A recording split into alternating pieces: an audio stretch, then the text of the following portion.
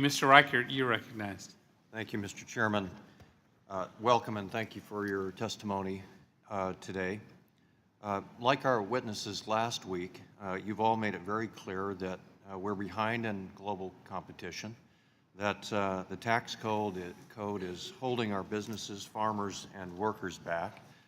And we all know that given half a chance, our American workers will always exceed and win, from the apple grower in eastern Washington to the manufacturer on the west side of the mountains, south of Seattle. We all agree that we need tax reform. The devil is in the details, and your testimony today has been very educational and helpful to me, I know for sure. But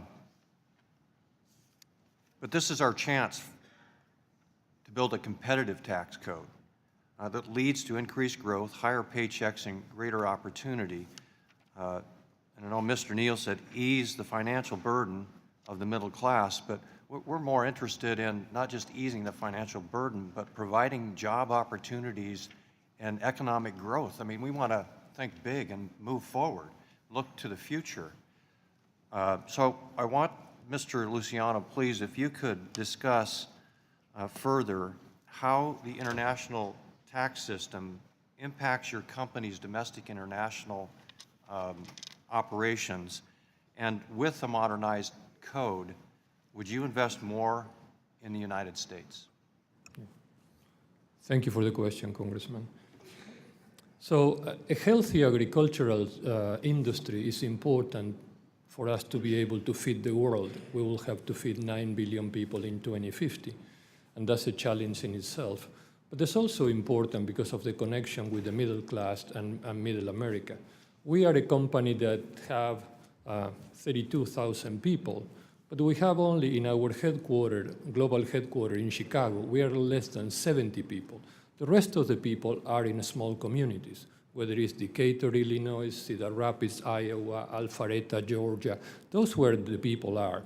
And we see those communities. And in those communities inside the country, in a small rural America, there are very little competitive advantages left, and that's why it's so difficult to get jobs or to get industries.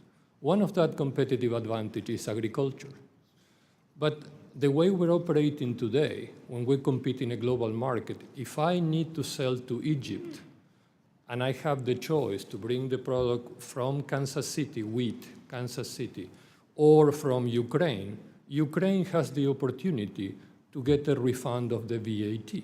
So Ukraine does not have, they get the credit for that 20%, with the US does not. So to me, if you think about wanting to have a competitive playing field for the farmers in the US, and you heard my oral testimony, we have lost market share. We used to be the breadbasket of the world.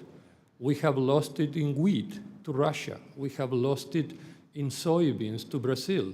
We are hanging to corn, but not for long. So what happened in this period is that acreage in the United States has been reduced 12% over the last 20 years, while in Russia, production of corn has improved 61%. The planted area of soybeans has increased by 3 times. So all these countries where they have the same comparative advantages that we have, whether it's a very good weather, a good soil, and land available, have counted with policies that actually have been helping those farmers to take market share for the US. So we are not leading anymore into that, and we're slowly declining. As you decline, those communities that are boosted by agriculture continue to decline as well.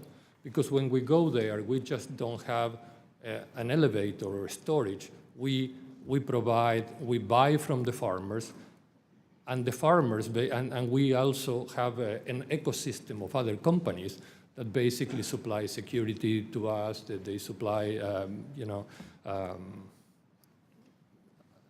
safety equipment, that they supply. Would you invest more money into the United States? I'm sorry? Would your company invest more money back into the United States? Of course. If the farmer will be growing in the United States. At this point in time, again, we have lost 50 million acres. So we're going to invest if there's going to be more production. And I think that with the plan that, like the blueprint we're considering today, we can see us leveling the playing field for the U.S. farmer to be competitive in the world. And that could become, as you guys said before, a magnet for investment in the U.S. and jobs. And I think that this blueprint achieves that. Thank you.